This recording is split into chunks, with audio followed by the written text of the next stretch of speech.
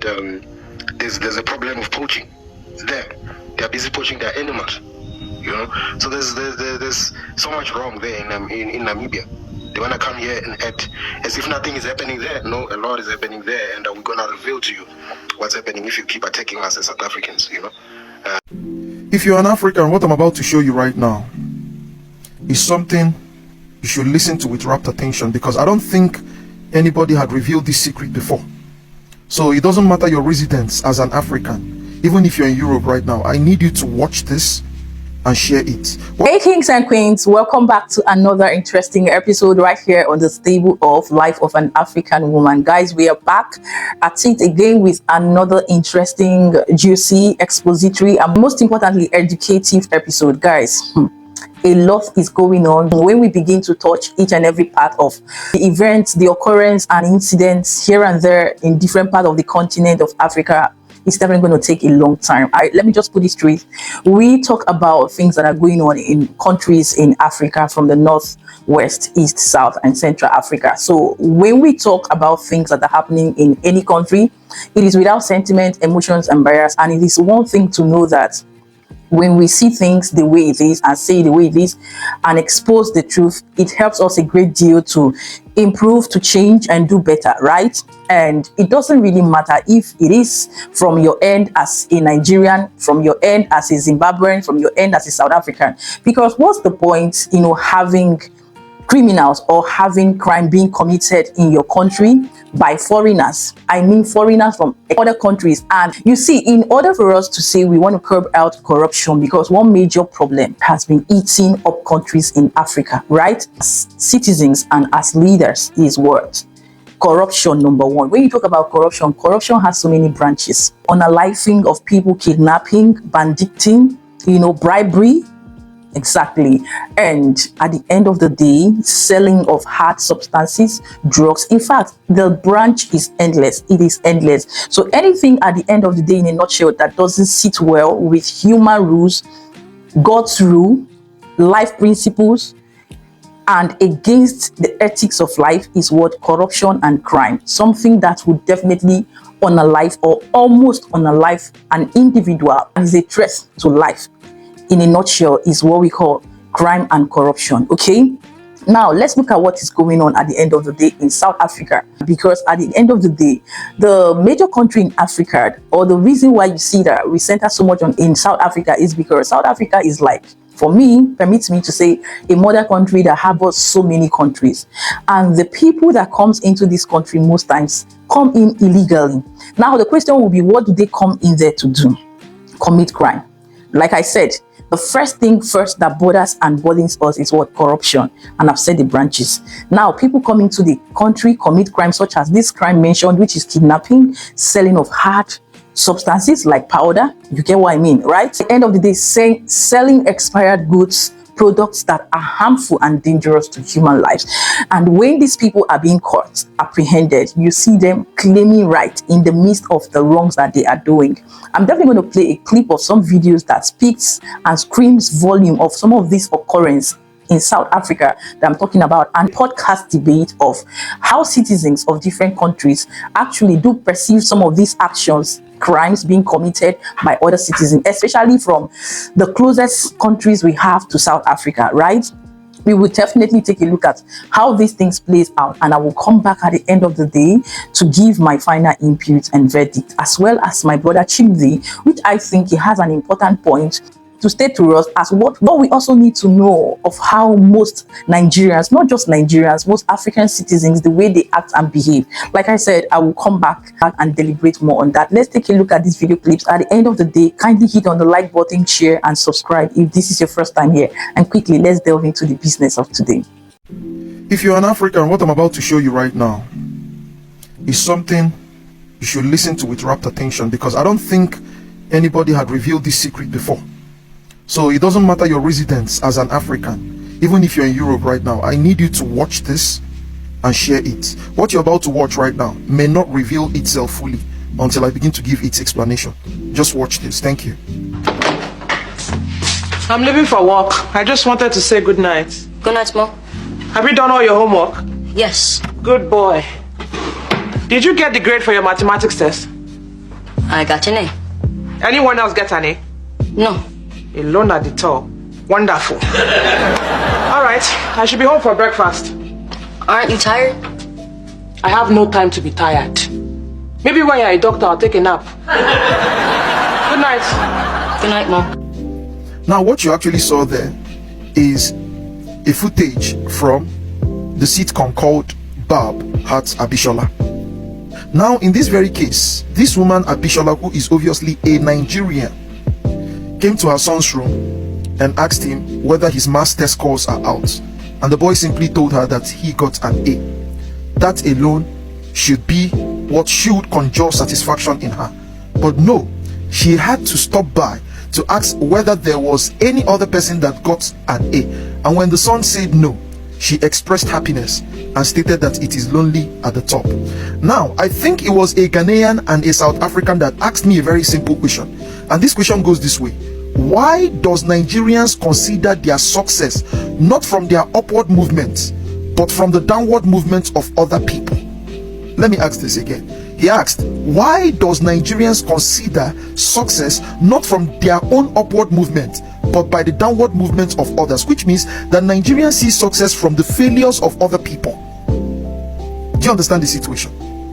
He asked that as a question because this is a general attitude that we know with Nigerians, or a general character that we know with Nigerians. Ladies and gentlemen, this is where it starts, from the school foundation. It starts from our school system.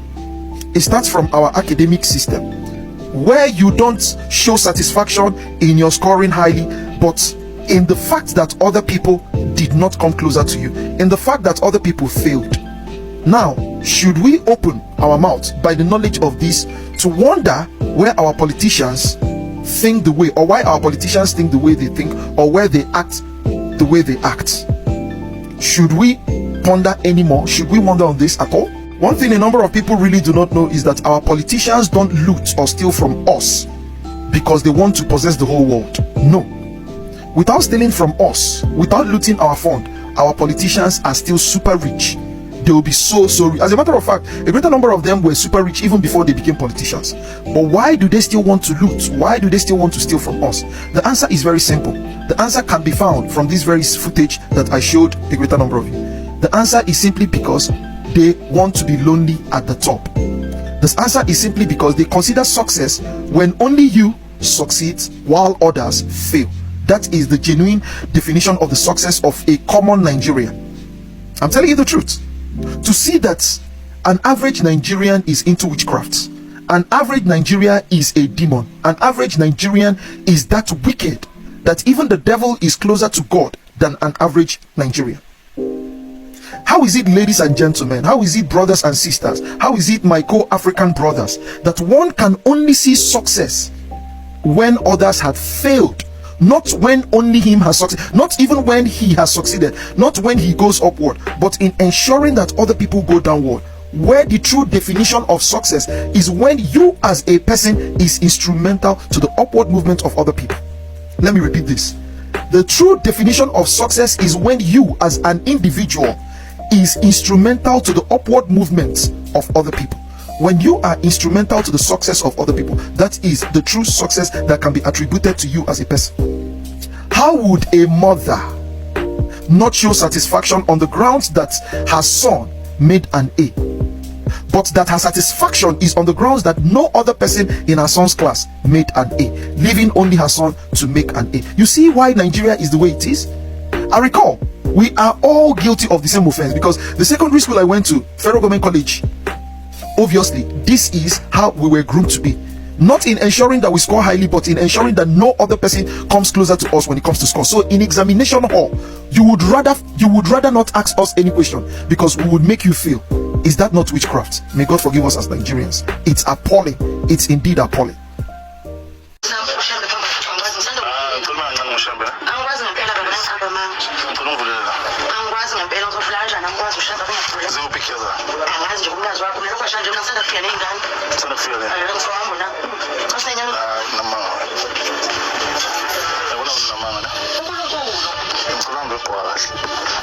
Uzobuya 7.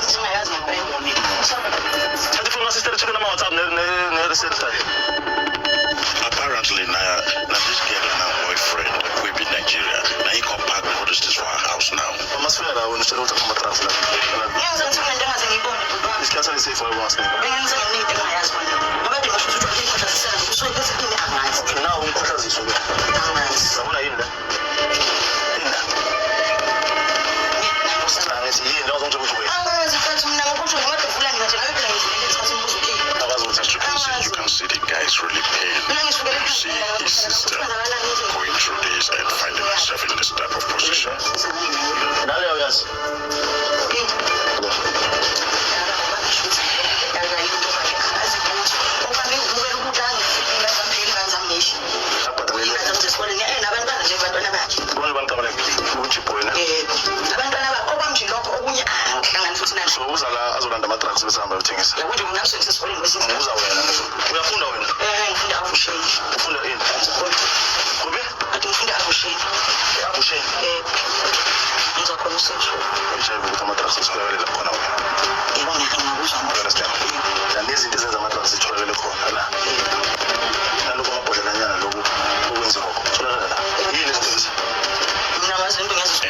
she's claiming that she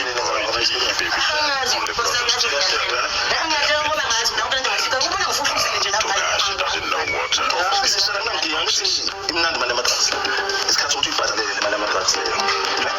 okay, sister,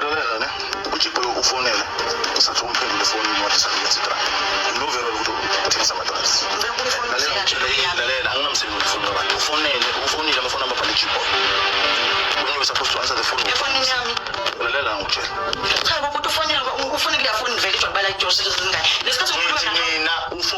he knows that we are here.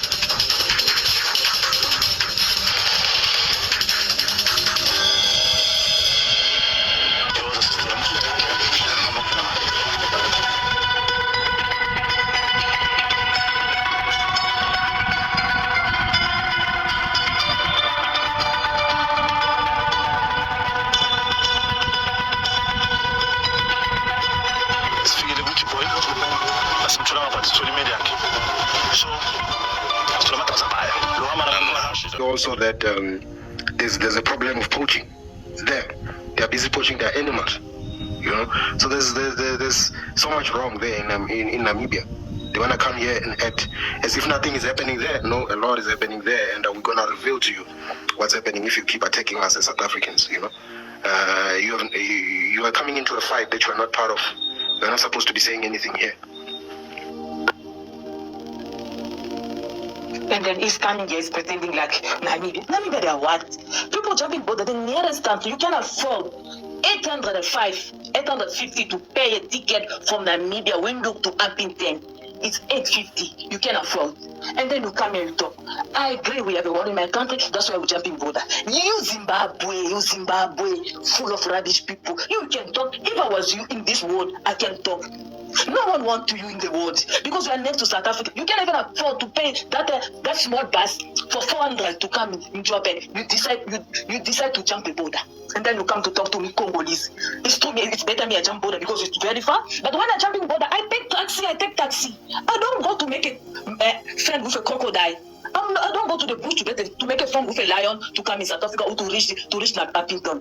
So then sometimes you have to wash your mouth nicely and then close it because you guys, you are the bad luck in Africa. You can't talk Zimbabwe. You can't talk. I prefer 20 times Congo, whatever there's a word there. But when people they see us, they respect us. Not like you. Who's going to respect you? If people wake up morning time, you say, I'm calling you a nomadic person. You wake up today, you say, South Africa from Pumalanga. You wake up tomorrow, you say, we're Zimbabwe. We are not like you, Zimbabwe, full of shit. You say, I'm a tooth. What is your problem if I'm a tooth? It's not your problem. I'm a tooth. It's not your problem. Look at those ones. The first made in South Africa to use Zimbabwe. You have what? The first made in Appington is you. People coming from Namibia. You sleeping with the road. People, even those Congolese, they are giving good chance to give you place to sleep. Guys, behave. No one go to Scout to full of shit Zimbabwe. I prefer my part than you. And even my tempo, I give them a value more than you. Full of tack. Yeah, what experience I've had with let me just say Zimbabweans, because at that time it's the Zimbabweans and were coming from Zimbabwe to Joburg. They've got this tendency of thinking they are high class. Yes, they were once upon a time educated because the president made it possible for education to be, available to the Zimbabweans. So South Africans remember that those days education was denied to us. But they mustn't come to use education if you are speaking better English. You are much superior. In our own country, you cannot do that. Rather humble yourself, then somehow that humanity we have, we can extend it to you guys. That's one experience I didn't like. And I don't dream one day I can go out to another country and see myself superior to them. It's not on. So humble yourself when you're in others. They say do as the Romans do when you're among the Romans. So this thing of, okay, I'm clever, I'm wiser, I've got more better English than you, you can't even speak English. That's just a colonial. That's the language of the colonials, It's not our language. Each and everyone has got our own mother tongue. Like this lady, she's talking a language, from the DRC. It's nice. So I don't have any hassle. I just have hassle with people who want to step on others, and the crime as well. It's not good. So I hope one day we can all meet up, have a beer, and talk about our experiences from our different places. But in peace. Let's fight each other and not kill each other. Okay? Good. First of all, I don't have problem with South African. I want to ask a question about this Congolese lady. How did she know that those people are jumping borders to Namibian? And if Namibians are going to South Africa, what is her problem? We have thousands of Congolese in Namibia who are coming through Angola. There are Congolese who are doing well in Namibia, and there are also Congolese who are doing bad things, who are opening church and pretending like to be sangomas. We have those type of Congolese. So if Namibian they are going to South Africa, is it her problem? And she's not in Congolese when she's talking right now. Congolese, you can stay in your country and fight for your country, and not the whole Congolese that has war. I have Congolese friends who are going to Congolese. There is some cities of Congo that they don't have war. Why can't you go to those places? Why do you have to go to South Africa? Because in your country there's nothing in Congo. There's nothing going on in Congo. Congolese people, they are everywhere, but they can stay in their country and fight for their countries. So if you have problem with Namibian going to South Africa, then why do you have to go to other people's countries? I don't have problem with South African, but this lady, Congolese, she need to shut up. She doesn't need to say anything because we have many Congolese in Namibia. Some they are even doing bad things. Some are even in jail. So do you think that Nigeria is better than South Africa at like in any aspect, in any given aspect? Do you think that Nigeria is better than South Africa? No. If you want a simple answer, no. If I don't know the simple answer, so what's the answer? Okay, if you want a simple answer, I will simply say that no, I do not believe that Nigeria is better than. So what is the difficult answer? No, that's I gave you the simple answer. That's a quick answer without any explanation. But if you want to then look at it from our perspective, the question is. That's why I was asking. That's why I was asking. Okay, the hard answer. Okay, which other sub-Saharan? Because I know exactly where we are going. Okay, which other sub-Saharan country in Africa, apart from the Northern Africans, I'm talking about anything below the sub-Saharans, are doing better than Nigeria, GDP-wise or technology-wise? You guys, you so much believe on Arabs, eh? You don't even believe that Africa is beyond Egypt and beyond Morocco. You don't even see that because you like that Arab friends. It's not that I just listen. Apart from the Northern African side, I'm saying which other country, like in the sub-Saharan region of Africa, is doing better than Nigeria? Botswana and Namibia. Botswana is doing better than Nigeria, GDP-wise. No, it's not, guys. That's what I'm talking about. Like, I didn't understand. What was the question first? You said which other countries do we like if you take in the northern region in Nigeria in GDP wise, I think it's doing good. In that northern region, you agree on that one. Like my whole point was that I understand where you guys are going. Interesting. This is really interesting and it's saddening as well. See, most times when we say people go to other people's country illegally and commit crime, you begin to wonder what kind of crime are these, right? Now look at the display of the substance, the powder, the amount, the quantity that was being caught with this lady, right? In conjunction, in partnership with her Nigerian man, like I rightly understood. And you see, these are the things. Let me put it facts and figures. When these foreigners come, especially my countrymen, Nigeria, I don't want to be specific about tribe, but I know the major tribes that are predominant in this act. They try to see how they can get into relationship with the indigenes, especially the women, or most times partner with the men too, who are in that limelight. Like I said, corruption is eating deep in Africa, right? And at the end of the day, they partner with them in selling these things at the expense of people's life, people's health, without minding the consequences, because at the long run, all they care for is making money. Is this business at the end of the day legal? Is this business right or wrong for people, at least, that are foreigners and indigenous in the country? That's a question. Of course, at the end of the day, this powder of a thing is a substance that generally is not accepted. If you go to the Western European, British country, you see that they are very, very keen at it. They are very, very, very, very serious about it because they know the danger and the effect it has in human life. Go to the streets in Nigeria, in most countries, especially even there in South Africa, you see the youth, the young ones, acting up and behaving in certain ways as a result of these drugs, destroying their life, their future, their purpose, their goal, their destiny as a result of this. And secondly, you see these people, when they are being caught, how they are resisting arrest. Like, it's the audacity for me. And see, let's be realistic here. I'm not a South African and I feel so pained. I'm trying to put my emotions together because I've actually been going through a lot. I've been processing a lot in my mind by the things I see and asking questions. For how long are these things going to continue? Because like I said, I'm not South African, and seeing these kind of things happening there makes me want to wonder, how do these people even cope? How do they deal with these things? How? And when they say no, enough is enough, reacting, they are being tagged names. Look at this young man. I need this young man to be protected. Solani or whatever he's being called. He needs to be protected because I'm even scared of his own life. Most times when he barges into people's privacy as a result of his job to carry out these things and apprehend these people, I even fear because most times he might even get attacked by these people because these people are dangerous criminals. They can do and undo. They can do anything. And you look at these people when they are being apprehended and how much people have been apprehended so far, all in South African prisons. constituting, adding up to the numbers that are already in the prisons, and even making things more difficult, economically difficult for them to manage. Now you look at the buildings we showed in the other video, how they go there, take up buildings that are originally kept aside for something. They occupy it because they are illegal, constituting nuisance, turning that place into a shithole at the end of the day, that even you as an indigene will begin to wonder, is this my country? Now you go to the medical sector in the country, you see that the hospitals are full of illegal foreigners who, at the end of the day, from my research, come there when they are due, like we rightly heard. They are due, they come there just because they want to give birth, they want to have free medical services and attention at the end of the day, which in my own country, Nigeria, it is not free.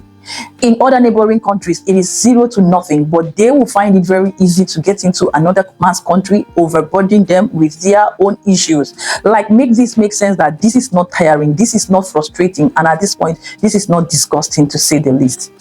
And at the end, when people scream and say enough is enough, when South Africans say, no, we want our country back, we want to really understand what is happening, they are being tagged a lot of names. Guys, make this make sense. Now the question will be, must you go to other people's country to migrate there illegally, stay there illegally, and do illegal business? Is that even encouraged or supposed to be encouraged? Now the final answer and conclusion to this whole matter is, this cannot continue, and I will say a massive well done to this Zolani and his team, because I've taken my time to observe and I've seen that this man is doing a great job. Because guys, it takes a determined person, a person who wants the best for his or her country, to embark on this. You see the young men and women, how they going, how they are dedicated. They are not interested in any bribe, because most times these people want to bribe them, you know, when they catch them with fake product, fake goods, fake, you know, white powder and the rest of them. They want to bribe them and cover up, because in my own country, that's exactly what will happen. That's why our system is failing and has failed us completely. This kind of thing cannot happen. Operation flush out crime, flush out illegal foreigners, flush out fake products being sold by foreigners to unalive and destroy the countries, the cities. It can happen. It can happen. Even when they are being caught, most times, the corruption in the system already would definitely make them cover and hide these things at the long run. Then at the end of the day, it is this same corruption we are talking about that will definitely eat us deep. Like what my brother Chimdi has said as a typical characteristics of most Nigerians. It is true, because when you look at the social media, especially our various working environments, just working environment, the schools, and so many parastatals, so many organizations we find ourselves, you see that the competition most times is very, very unhealthy, is very, very unwelcoming, and it is appalling. Because at the end of the day, if I want to speak personally, I will say that I am one person that believes that we rise by lifting others. And if you are a leader and wants to be a great leader or a good example, it is your ability to pull people upward, not downward. It is your ability to see that people do not fall, people do not go down, in order for you to rise and giving you joy at the end of the day. And that's one thing that I definitely have found common with the South Africans in terms of their humanity. Like what we see them doing at the end of the day, most people might perceive it to be that, oh, they are definitely doing it because they don't want other people's business to thrive and succeed. Is it this kind of business that we are supposed to encourage? Exposing these things, does it not tell and depict the fact that they want people to be alive? They want to save life.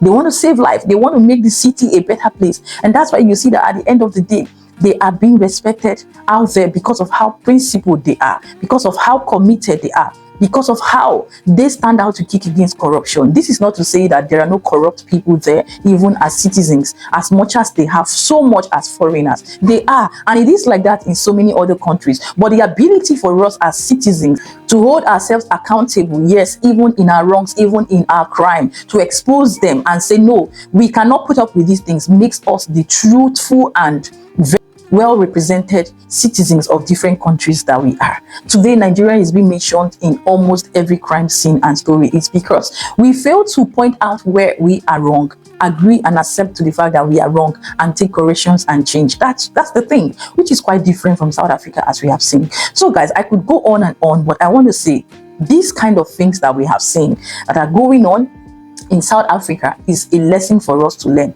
It's an eye-opener. So whether you're a citizen of South Africa or not, and you are in your country, look around. What is going on? All this crime and corruption, is it something that will help the continent, that will help your country? And if your country is not well represented, it's not good enough as a result of all this crime, do you understand that the continent of Africa will never become that dream continent that we all anticipate for? Do we understand? I can go on and on, but let me draw the line here and leave it open for each and every one of us to put in our different opinion, objective. And to South Africa and every other country that has said no, like Burkina Faso and the rest of them, Niger, Mali, to corruption, that they want to build their country, it is high time we stand up, take the bull by the horn, learn from them, and say, yes, these are the kind of examples we need in the continent of Africa, from north, east, west, south, and central Africa. Exactly. And with this, I will say this is what we have for today.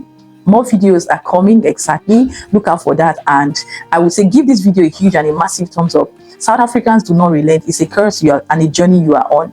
The Lord will definitely see you guys through. And at the end of the day, people like us are here rooting and standing up for you guys, for nothing but the bitter and the brutal truth. Exactly. And keeping it real, happy, safe, and blessed. Until I, your girl Tando, I will definitely see you in my next one. But for now, do have a lovely, a blessed, a peaceful, and a successful day out there. Till I see you in my next one. Ciao, ciao.